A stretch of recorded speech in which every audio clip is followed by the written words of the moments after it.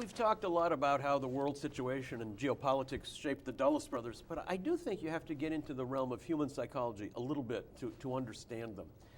There is an impulse to want to surround yourself with people who believe what you believe and will reinforce you.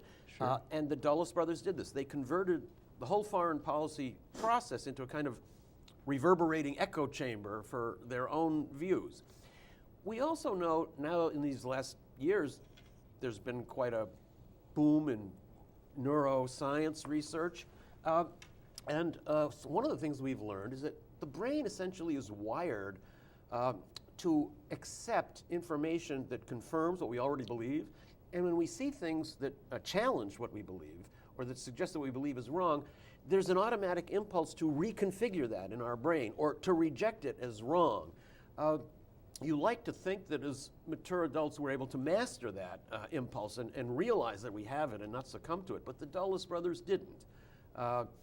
They only wanted to hear from people who believed what they believed. And I mention a few cases of people in this book who, for example, one guy suggested, for example, as they were planning the plot against the democratic government of Guatemala, that actually thousands of Guatemalan peasant families were starving to death because they couldn't get any land, and there were hundreds of thousands of acres of unused land owned by this American fruit company, and that what Guatemala was doing was actually what we did in the Homestead Act in the 19th century. He was immediately shut down and told not to talk like that anymore. That's nonsense. We know they're directed by the communists in Moscow.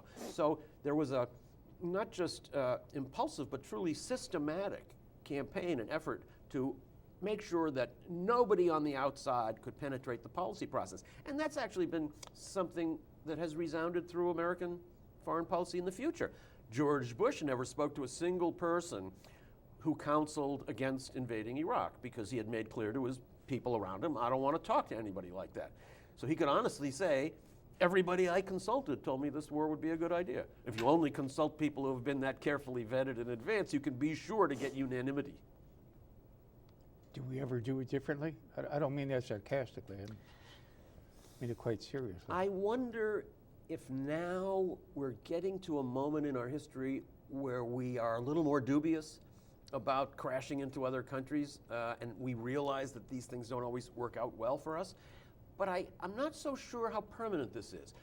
I wonder, are we just reacting because we got a couple of really big punches in the face in Iraq and Afghanistan, and maybe when the memory fades, we'll get some smelling salts and we'll be back in the ring again fighting? Or have we learned some longer-term lessons? I think there's so much pushing us to these interventions, including the defense industry, the political climate in the U.S., this sense of American ability to master every challenge. I think that it's dangerous. It pulls us back. I remember that great line at the end of The Godfather Part 3, I think it was, every time you try to get out, they pull you back in. And I sometimes feel that applies to our interventionism in the world. Every time we seem to realize that we've made some mistakes and this actually undermines our own national security, something else happens. We're seeing it right now. Suddenly we saw somebody being beheaded on television. This is so awful. We have to invade another country today. So I think that impulse is still there, and that's why I'm still beating my spoon on the high chair. You know, that beheading stuff is a powerful example. Emotion is always the enemy of wise statesmanship. And of course, those groups are eager to pull us in. They would love to have us come and fight because then every radical in the world will come and fight alongside of them. So what buttons can they push to make us crazy and fall into their trap? They've figured out the theatrical aspect of this very well and the superficiality of the way America reacts. This excerpt is brought to you by the Massachusetts School of Law, the leader of reform in legal education and the leader in multimedia education for the public. To view the full interview and for a full listing of MSL's programs, log on to mslaw.edu.